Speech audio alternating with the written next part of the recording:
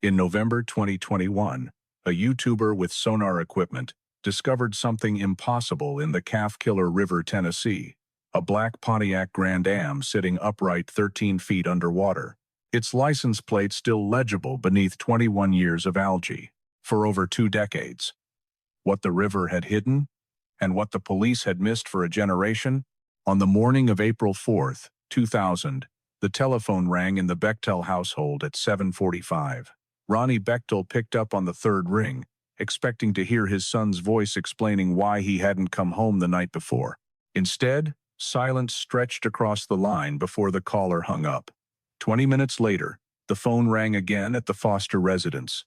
Cecil Foster answered, hope and irritation mixing in his chest as he waited for his daughter to tell him where she'd spent the night.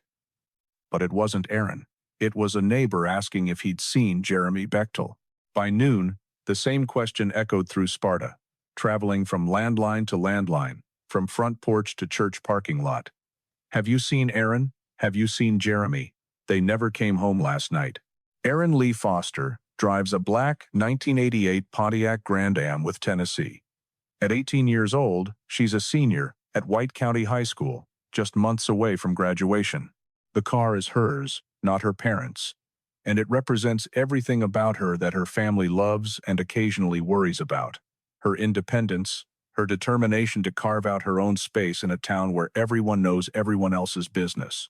She sits at the same lunch table every day, surrounded by the tight circle of friends she's known since elementary school. Her laugh carries across the cafeteria, not loud, but distinctive, the kind of sound that makes people smile without knowing why.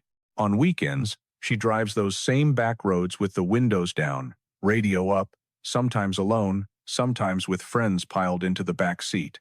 Her younger brother Will rides with her most days. Sitting in the passenger seat, she jokes, is reserved for family. Jeremy Lee Bechtel, 17, shares most of Erin's classes at White County High. Born in November 1982, he's the kind of teenager who calls his father without being reminded, who shows up when he says he will, who can be counted on to help a friend move furniture or jumpstart a dead battery. His father Ronnie describes him as personable, and watching Jeremy navigate the school hallways proves it. He knows how to talk to the athletes, the honor students, the kids who smoke behind the gym. He doesn't belong to just one group. He floats between them with an ease that suggests genuine interest rather than calculated popularity. His friendship with Erin goes back to childhood, the kind of bond that formed in elementary school classrooms and strengthened over years of shared experiences. People occasionally whisper about whether they're more than friends, but anyone who knows them understands the relationship doesn't need that kind of definition. They're the kind of friends who can spend hours doing nothing, driving aimlessly, sitting in a parked car talking, showing up at each other's houses without calling first. When Jeremy climbs into the passenger seat of the Grand Am, it's with the comfortable familiarity of someone who's made that same movement hundreds of times. Sparta, Tennessee, in the spring of 2000, is a town where teenagers have autonomy in ways that will seem almost quaint 20 years later. Friday and Saturday nights mean field parties, bonfires in clearings that everyone knows about but adults pretend not to see. Cruising the back roads is what you do when there's nothing else to do, which is most of the time. Parents set curfews, midnight, 1 in the morning, but enforce them loosely, trusting in the small-town assumption that everyone is watching everyone else's kids. There are no tracking apps, no location services, no way to know where your teenager is beyond asking and hoping they tell the truth. Highway 84 runs along the Calf Killer River like a black ribbon following the natural contours of the landscape. The road curves sharply in places where the terrain dictates. 2 lanes of asphalt separated from steep embankments by nothing more than a shoulder of gravel and weeds. The river winds through White County with deceptive tranquility, its surface reflecting the sky while its depths hide limestone protrusions and submerged timber in water so turbid that even on bright days, you can't see more than a few inches below the surface. Everyone who grows up here learns to drive these roads, learns which curves tighten unexpectedly, learns to watch for deer in the headlights after dark. April 3, 2000. The afternoon fades into evening across White County, spring light filtering through new leaves as students pour out of White County High School at 3:15. Erin tosses her backpack into the Grand Am's trunk, the metal hinges creaking as she slams it shut. Jeremy appears from the direction of the gym, still wearing his practice clothes, and slides into the passenger seat without asking. This is routine. This is Tuesday. Party at Miller's tonight, Jeremy says, adjusting the seat back. You going? Erin turns the key. The engine catches on the second try. Probably. You? Yeah. Pick you up around 8? She pulls out of the parking lot, navigating the familiar route toward home. I'll just meet you there. Need to drop Will off first anyway. The party is in the west end of White County, 15 minutes from town if you take the main roads, 10 if you know the shortcuts. By 7:30, cars line the gravel driveway of a house set back from the road, music drifting through open windows. Erin and Jeremy arrive separately but gravitate together, the way they always do. The gathering is nothing remarkable. 30 or 40 teenagers, some drinking, most just talking. The spring air warm enough that people spill onto the porch and into the yard. Jeremy calls his father at 8:20, finding a quiet corner near the kitchen. Hey, Dad, you at that party? Ronnie asks. Television noise plays in the background? Yeah. Just checking in. You being smart? Always am. Jeremy grins even though his father can't see it. I'll be home later. Not too late. I know. Ronnie hangs up, feeling the particular satisfaction of a parent whose teenager still calls without being reminded. Jeremy pockets his phone and rejoins the party, finding Erin near the makeshift speaker setup arguing good-naturedly with someone about music. The night continues its unremarkable progression, conversations, laughter, the kind of forgettable moments that fill up a normal life. Somewhere around 9:30, Erin finds Jeremy. I'm heading out. Will's been texting. I'll come with you. They leave together, the Grand Am's headlights cutting through gathering darkness as they pull away from the party. Other cars remain behind, other teenagers still laughing, still living through a night that will stay ordinary for them. Erin drives the route home automatically, muscle memory guiding her through curves she could navigate blindfolded. The radio plays something neither of them is really listening to. The Foster house sits near Highway 84, lights glowing yellow through the windows. Erin pulls into the driveway at 10:05. Will emerges from the house before she can honk, climbing into the back seat. Took you long enough, he says, 15 years old and full of teenage impatience. You're welcome for the ride, Erin shoots back, but she's smiling. She drives Will to wherever he needs to go, the details lost to time, and returns home by 10:30. Their parents are still awake, the kind of awake that comes from waiting up without admitting you're waiting up. Erin appears in the living room doorway, keys dangling from one hand. We're going to head back out for a bit, she says. That okay? Her mother glances at the clock, performing the mental calculation that parents make. Time versus age versus trust versus the unspoken understanding that teenagers in small towns have earned a certain freedom. Not too late. We won't be. Jeremy is already back in the passenger seat, checking his phone. Erin slides behind the wheel, turns the key, and the Grand Am pulls away from the Foster residence for the second time that night. The clock on the dashboard reads 10:43. They're not heading anywhere specific, just driving, just talking, just being 18 and 17 in a town where there's not much else to do on a Tuesday night. The headlights illuminate Highway 84, stretching ahead, the center line disappearing into darkness between pools of light. The Calfkiller River runs parallel to the road here, invisible in the darkness but present, always present. The asphalt follows the terrain's natural contours, rising and falling with the landscape. Erin has driven this exact route hundreds of times. The curves are familiar, the rhythm of acceleration and braking automatic. But familiarity can be dangerous. Familiarity makes you believe you're in control, even when you're not. What happens next occurs in seconds.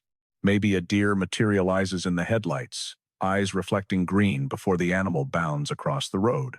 Maybe Erin reaches for the radio dial, just a momentary shift in attention. Maybe the Grand Am hits a patch of dampness on the pavement, remnants of spring rain that never fully evaporated. Maybe she's driving just 5 miles per hour faster than the curve requires. Maybe it's nothing at all, just the particular confluence of physics and chance that turns an ordinary moment into catastrophe. The steering wheel jerks in her hands. She corrects, but the correction is too sharp, and the 1988 Pontiac Grand Am has no stability control, no traction management, No electronic safety net to compensate for human error. The front wheels lose their grip on the asphalt. The car drifts toward the shoulder, momentum carrying it sideways despite Erin's hands wrenching the wheel back. Jeremy's hand shoots out to brace against the dashboard. Time stretches and compresses simultaneously, each second feeling infinite and instantaneous. The Grand Am leaves the pavement. There is no guardrail on this curve.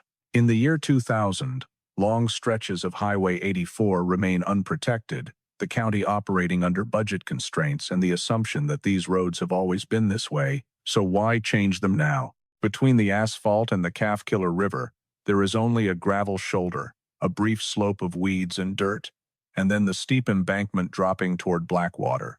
The car goes airborne for 3 seconds that feel like falling through eternity. Gravity and momentum pull it down the embankment, metal scraping against dirt and rocks, headlights illuminating tree trunks in wild arcs before finding nothing but darkness. The impact with water comes with a sound like thunder compressed into a single moment. Glass spiderwebbing, metal crumpling, the river accepting its new cargo with cold indifference. The Grand Am floats for perhaps 15 seconds, maybe 20. Water pressure builds against the doors, making them impossible to open, even if there's time to try. The engine block, heavy and unforgiving, tilts the car forward. Water begins forcing its way through seams and vents, rising in the cabin with terrifying speed. The windows remain rolled up, a detail that won't be discovered for 21 years. But in this moment simply means there's no escape route, no way to swim clear before the car completes its descent. The Pontiac slips beneath the surface. The Calf Killer closes over black metal, murky water, obscuring everything within seconds. 13 feet to the riverbed, not impossibly deep, but deep enough. The car settles upright, wheels on silt and rock, the current beginning its immediate work of concealment. Sediment swirls and settles. Algae will start growing within days. The river knows how to keep secrets.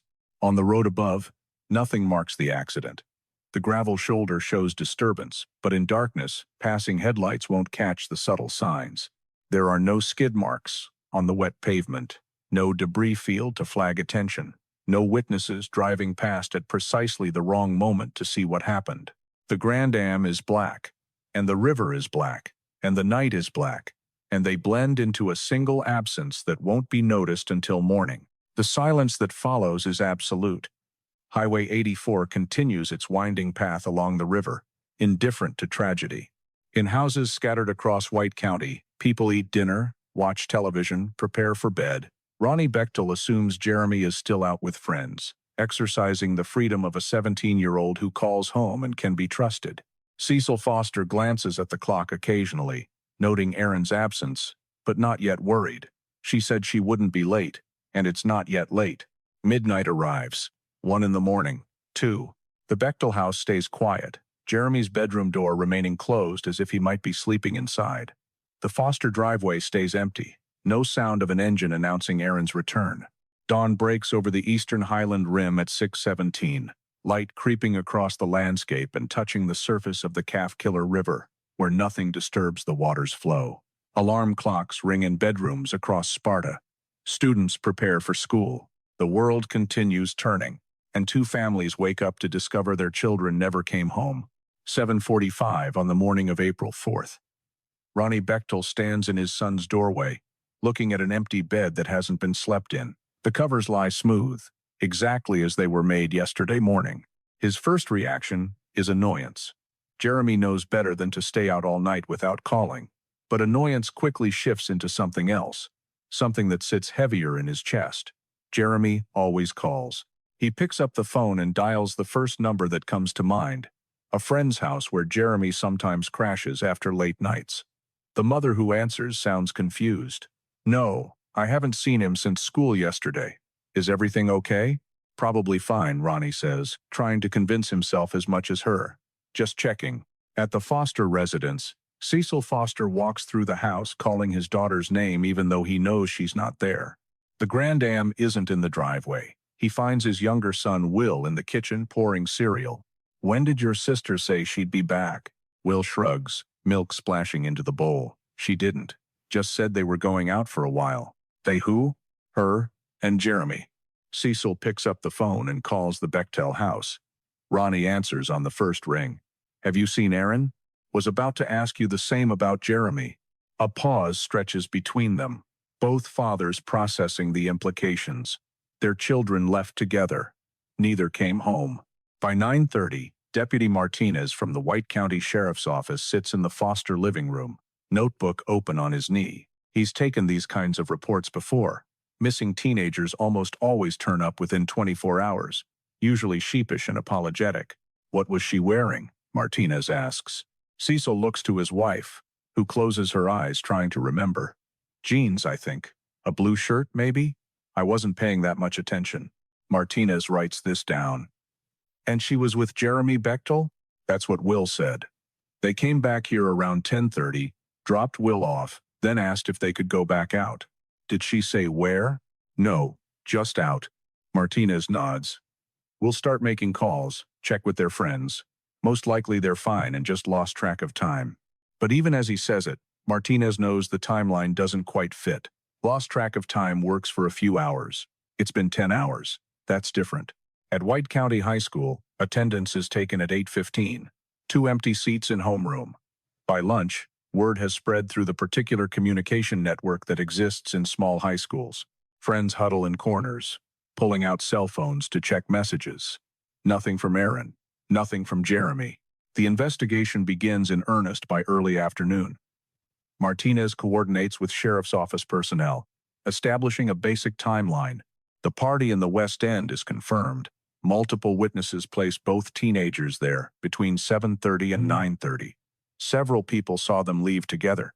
They were fine, one witness says. Just normal. Erin was laughing about something, nothing weird. Martinez traces their movements from the party back to the Foster residence. Will confirms they arrived around 10, that he rode with them briefly, that they returned and asked permission to leave again around 10:30. This is the last confirmed sighting. Where would they have gone from here? Martinez asks. Will shrugs helplessly. I don't know. Just driving around, probably. That's what they usually did. Martinez looks at the map of White County, spread across the kitchen table, marking locations with red pen. The party in the West End. The Foster house, near Highway 84. From here, the possibilities branch in every direction. He draws circles, expanding the search radius, but the circles just keep growing. 3 days pass, then a week. Detective Chen takes over the case, bringing fresh perspective and more resources. He interviews students, teachers, anyone who might have information. A picture emerges of 2 normal teenagers, living normal lives, good grades, stable families, no known problems, no signs of planning to run away. But then the rumors start. It begins with someone's cousin who swears they saw a car matching the Grand Am's description at a gas station in Cookville, 30 miles away. Then someone else heard that Erin and Jeremy were planning to leave town together. The specifics vary. Some say Nashville, others insist Atlanta. By the second week, the destination has solidified into something more concrete. I heard they went to Pensacola, a student tells Detective Chen. Florida. To start over. Who told you that? I don't know. Everyone's saying it. The rumor gains momentum through repetition until it achieves the status of accepted fact. A teenage couple running away together is plausible, even romantic in a way. It's certainly more comfortable than alternatives. By May, tips flood the sheriff's office about possible sightings in Florida. Someone thinks they saw Erin working at a beachside restaurant in Pensacola. Another caller insists Jeremy was spotted at a gas station near the coast. Detective Chen follows the leads because that's his job. He contacts Pensacola police, sends descriptions, asks them to check employment records at restaurants and hotels. Nothing materializes. Every promising tip dissolves under scrutiny. But more keep coming. A steady stream of well-meaning people who think they saw something, heard something, know something. The Florida narrative has a tangible effect on resource allocation. Time and money that could be spent searching White County gets redirected to chasing phantom sightings 600 miles away. Chen himself makes 2 trips to Pensacola in 2001, interviewing locals, showing photographs, following leads that evaporate in the humid coastal air. Meanwhile, back in Tennessee, the physical search focuses on the West End. The logic seems sound. They were last seen at the party, so something must have happened in that area. Search teams walk grid patterns through woods and ravines west of Sparta. Volunteers comb roadside ditches. Divers make limited attempts in ponds and streams. But the Calf Killer River's turbidity makes visual searching nearly impossible. After 3 attempts that yield nothing and nearly cost a diver his safety, water searches are largely abandoned. The critical detail that Erin and Jeremy returned to the Foster house near Highway 84 gets noted in the reports. Detective Chen reads it, writes it down, includes it in his timeline. But somehow, it doesn't shift the geographic focus of the search. The assumption takes root and calcifies. They were at the party in the West End, therefore the West End is where something happened. The miles of Highway 84 running along the Calf Killer River, the stretch passing right by the Foster house, never receives the systematic attention it deserves. By 2002, the active investigation has slowed to a crawl. The case file gets moved to a different cabinet, the one reserved for matters that aren't officially closed but aren't actively being pursued either. The families continue their vigil, but the rest of Sparta begins to move on. The comfortable story has taken hold. Erin and Jeremy ran away to Florida, started new lives, chose not to come back. It's easier to believe than the alternative, that 2 teenagers could vanish from their own community and simply cease to exist. Ronnie Bechtel keeps Jeremy's room exactly as it was. Cecil Foster drives Highway 84 periodically, though he couldn't say exactly what he's looking for. The thin hope that Detective Chen might call with news fades incrementally, day by day, until it becomes a dull ache that never quite disappears. The ambiguous loss settles over both families like fog, obscuring everything, offering no path forward and no way back. 2003. Erin Foster would be 21 now. Jeremy Bechtel would be 20. These milestones pass unmarked except in the minds of their families, who count time in absences. The case file sits in a metal cabinet at the White County Sheriff's Office, buried under newer folders. Detective Chen leaves in 2005. His replacement sees the same dead ends. The last Florida trip occurs in 2006. Eventually, the file slides back into its cabinet. Ronnie Bechtel's hair goes from brown to gray. He keeps Jeremy's bedroom unchanged. Same posters, same books, same clothes. Sometimes he stands in the doorway trying to hold on to memory, but details blur despite his efforts. Later, he'll describe living with a thin bit of hope that faded but never disappeared. Cecil Foster becomes quieter. He drives late at night when he can't sleep, following routes Erin might have driven. Highway 84 draws him repeatedly. He pulls over at overlooks, stares down at the Calf Killer River flowing black in darkness, feels a pull he can't name. The community's memory distorts. Newer residents don't know the story. Others transform it into legend. Those kids who ran away to Florida. Some add embellishments. Pregnancy, stolen money, trouble with law. None of it true.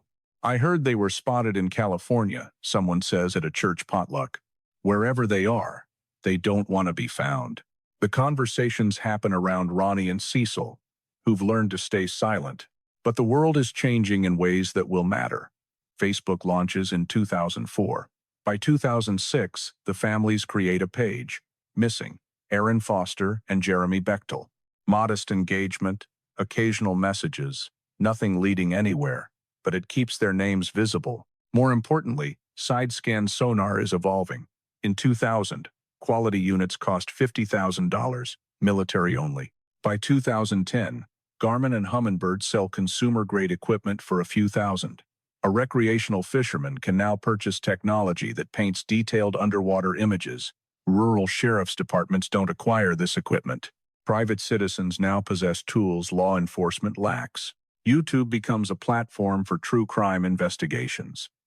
By 2015, channels dedicated to solving cold cases attract audiences.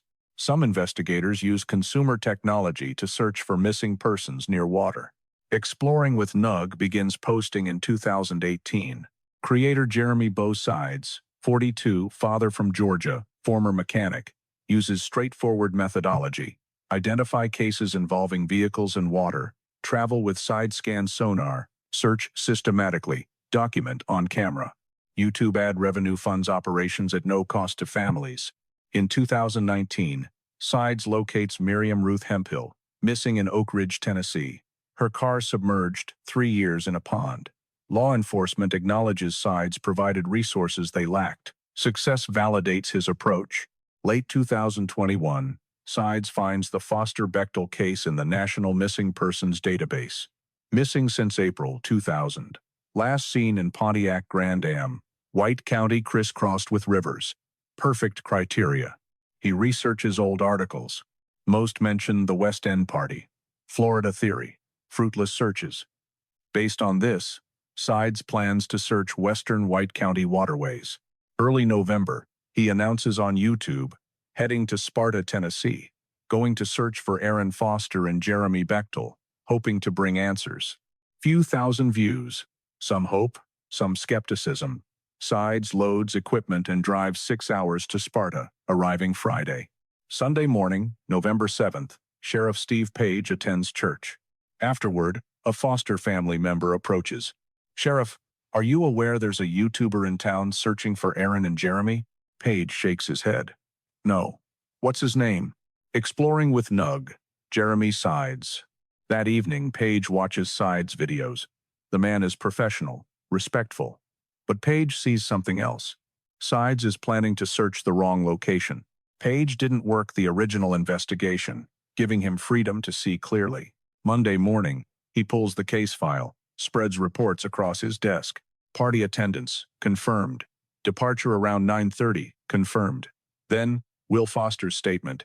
"They came home, dropped me off. Asked if they could go back out around 10:30. Last seen at Foster House near Highway 84, not at the West End Party." The geographic assumption shifts completely. If something happened after they left the residence, it happened along routes from Highway 84. Sides sits in his truck outside a Sparta motel, phone pressed to his ear, trying to process what he's hearing.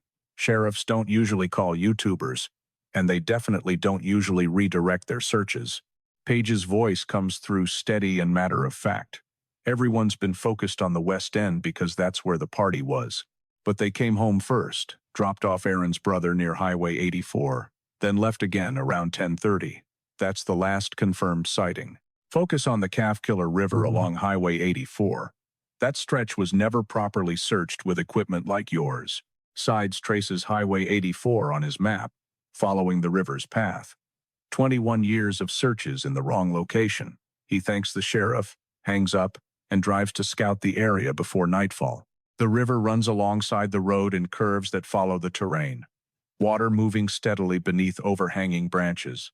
He identifies access points for launching his raft. November 30th, 2021 breaks cold over White County, temperature in the low 40s. Sides loads his equipment at the access point. Inflatable raft, sonar unit mounted and calibrated, scuba gear packed. The Calf Killer flows past, surface reflecting gray sky, revealing nothing beneath. He inflates the raft, powers up the sonar, and pushes off from shore. The work is methodical and time-consuming, back and forth across the river's width, covering every foot of bottom, the sonar emitting pulses that paint the riverbed in shades of yellow and orange on his screen. The water is chocolate milk, visibility 0 from the surface. Cold spray hits his face as hours pass. The sonar shows mostly chaos, logs, rocks, silt deposits, the irregular shapes nature creates. He's looking for something geometric, something that doesn't belong. At 11:43 in the morning, the sonar screen paints something different. Sides stops rowing and stares at the image. A boxy shape sits on the bottom approximately 13 feet down. Its acoustic shadow showing clear edges too perfect and rectangular to be natural. Hard surfaces return strong signals while the shadow reveals height and form. Wheels are visible in silhouette, a roofline distinct against the riverbed chaos. He marks the GPS coordinates, takes screenshots, circles back for another pass. The target paints again, same shape, same location, unmistakably a vehicle sitting upright. Visual confirmation is required. He anchors the raft directly above the coordinates and suits up in scuba gear, dry suit for the cold water, tank and regulator, mask and fins. The flashlight won't help much in this murk, but he brings it anyway. 13 feet is manageable depth, but the visibility will make everything tactile rather than visual. The cold hits, even through the dry suit, as he enters the water. He descends through darkness, flashlight beam swallowed by turbidity within inches. At 13 feet, his hands hit metal. He traces the shape by touch, gloved fingers exploring what his eyes can't see. Roof, unmistakable. Windshield, heavily encrusted. He follows the car's length toward the rear. Algae slick under his fingers. 21 years of river growth coating everything. His hand finds the back bumper, then the rectangular plate bolted to it. The license plate is covered in thick organic buildup. Sides scrubs at it with his glove, clearing away silt and algae. Metal appears underneath, numbers engraved in Tennessee plate style. He wipes harder, 4473E-Yar. The recognition hits him with overwhelming force. He's floating 13 feet underwater above two teenagers who've been missing longer than they were alive. This isn't just a successful search. This is someone's child. Two families who've waited 21 years for this moment. He surfaces, removes his regulator, and breathes cold Tennessee air. His hands shake as he pulls himself into the raft, water streaming off his suit, and grabs his phone. Sheriff Page answers on the second ring. "Sheriff, I found it," Sides says, voice cracking slightly. "I found the car. License plate, 473EJR. It's Erin's Grand Am." Silence stretches across the line before Page responds, his voice controlled but heavy. "Do you know how big this is? Brother, this is the case of a lifetime." Within 30 minutes, sheriff's vehicles arrive and yellow tape goes up. The civilian search site transforms into an official recovery zone. Page walks to where Sides stands by the raft, still in his dry suit, and asks for confirmation. Sides nods. The plate matches. It's sitting upright, 13 feet down, right where you said to look. Page processes 21 years of failure corrected by one phone call and one man's willingness to search. He makes the calls from his vehicle to Ronnie Bechtel first, then Cecil Foster. Simple words carrying impossible weight. "We found them. I'm so sorry." Cecil Foster will later describe the moment as incomprehensible, dreamlike. Ronnie Bechtel feels relief and devastation mixed into something he doesn't have words for. The ambiguous loss ends, but definitive loss begins. News spreads through Sparta with the particular speed small towns achieve. They found Erin and Jeremy in the river, on Highway 84. They were there all along. Disbelief ripples through the community, followed by grief, followed by the uncomfortable realization that they'd driven past this spot for 2 decades without knowing. The recovery operation begins at dawn on December 1st. Multiple agencies coordinate: White County Sheriff's Office, Hamilton County Dive Team, Calera Police Department from Alabama. Heavy wreckers position on the embankment above the river, while media maintains respectful distance. The technical challenge is significant after 21 years underwater: severe corrosion, fragile structure, risk of disintegration during extraction. Divers attach cables carefully, mindful that human remains sit inside the cabin. The winches engage and cables go taut. The Grand Am breaks the surface slowly, water pouring from every gap, black paint barely visible under rust and algae. The Pontiac emerges like a shipwreck, upright orientation maintained, windows confirmed closed. This detail proves significant. Closed windows minimized disturbance to the interior, helped preserve what remained inside. On land, investigators approach carefully. Inside the cabin, skeletal remains confirm what everyone already knew. 2 people. Undisturbed. No signs of visible trauma. The remains are transferred to the Forensic Center for analysis. The process takes hours, methodical and respectful, while families wait for official confirmation, though in their hearts they already know. By late 2021 and into 2022, forensic analysis completes. DNA comparison and dental records provide positive identification: Erin Foster and Jeremy Bechtel. More critically, skeletal examination reveals no pre-mortem trauma, no bullet wounds, no knife marks, no signs of violence. This finding dismantles theories of foul play that lingered for years. The reconstruction paints a straightforward sequence: Erin driving Highway 84 after leaving home, loss of control on a curve from deer or distraction or speed or wet pavement or some combination, No guardrail in 2000 to catch them. Car plunging down the embankment into the calf killer. Rapid sinking. Quick death, either from impact or drowning with no prolonged suffering evident, and no escape attempt visible in the evidence. Just momentum, meeting water, meeting darkness. The cruelty lies in the simplicity. Not a conspiracy, not a crime, not a complex mystery requiring elaborate investigation. Just a dangerous curve, a missing safety barrier, and two teenagers on a familiar road minutes from home, outside every search grid, hidden by assumptions and water, for 7,665 days. Where the car sat, flowers appear within hours as community members come to pay respects, standing by the guardrail looking down at the river that kept its secret for a generation. The funerals happen in early 2022, 21 years overdue. Hundreds attend, White County High School classmates now in their 40s, teachers who taught them, friends who never stopped wondering, community members who drove past the river for 2 decades without knowing. The services provide what the families were denied for a generation: the ritual of goodbye, the finality of burial, the ability to visit a grave instead of staring helplessly at water. Ronnie Bechtel stands at his son's graveside and feels relief mixed with devastation in equal measure. "At least we know," he says quietly to someone standing nearby. "At least they're home."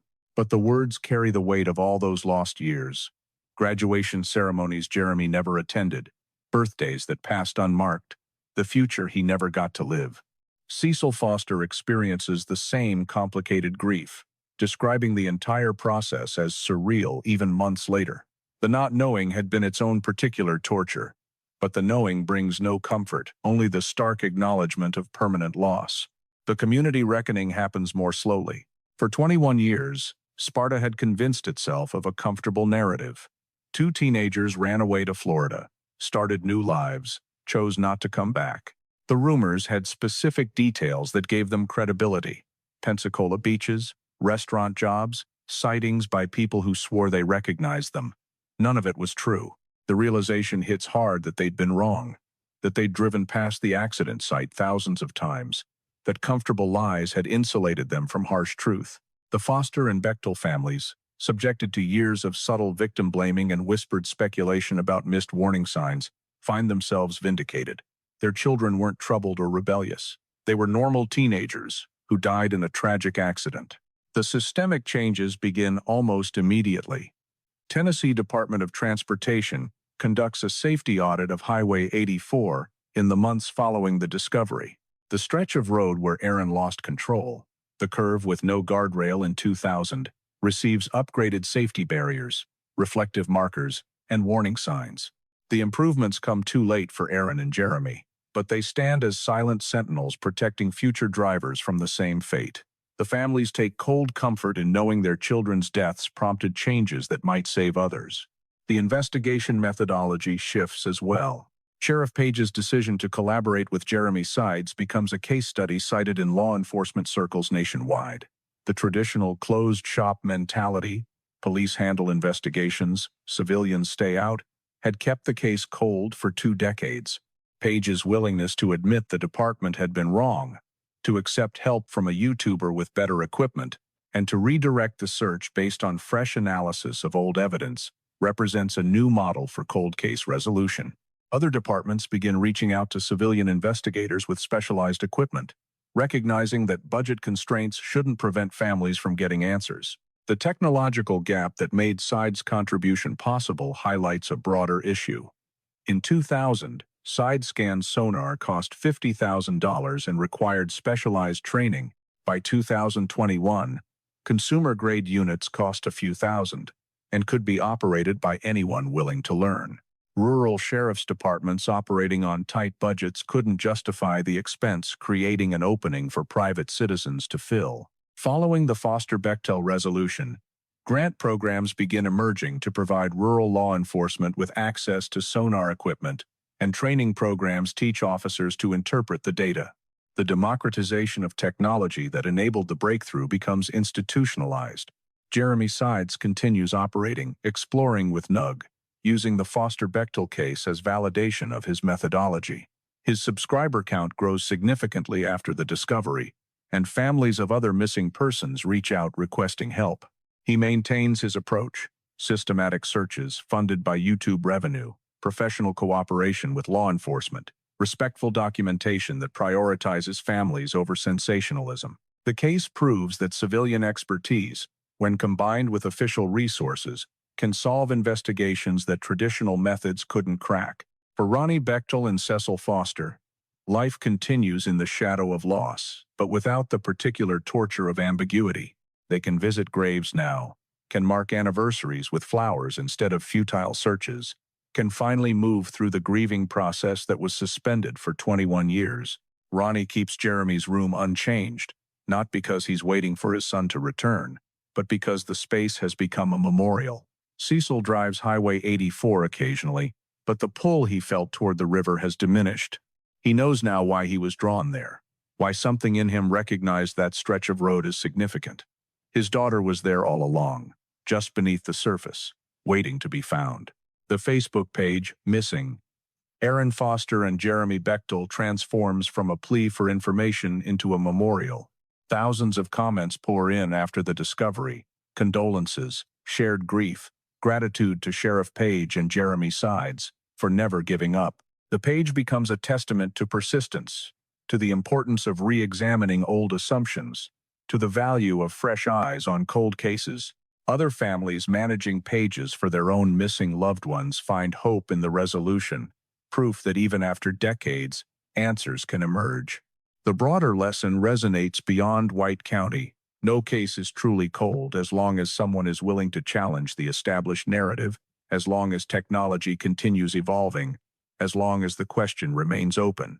The Foster-Bechtel case demonstrates that what seemed impossible to solve in 2000 became solvable in 2021, not because new evidence appeared, but because someone finally looked in the right place with the right tools. Administrative willingness to admit mistakes, technological capability in civilian hands, and genuine collaboration between official and unofficial investigators, these three elements converge to pierce the opacity of the Calf Killer River and retrieve two teenagers who'd been missing longer than they'd been alive.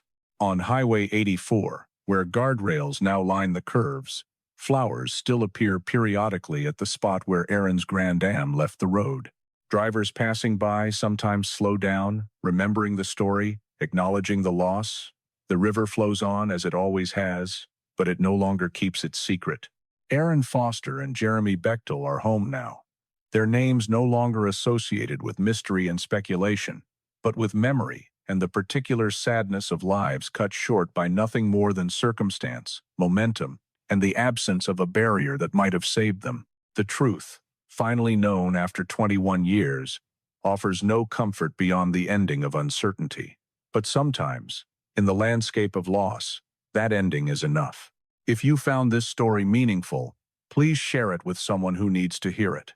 Subscribe to stay updated on more deep dive investigations into cases that matter.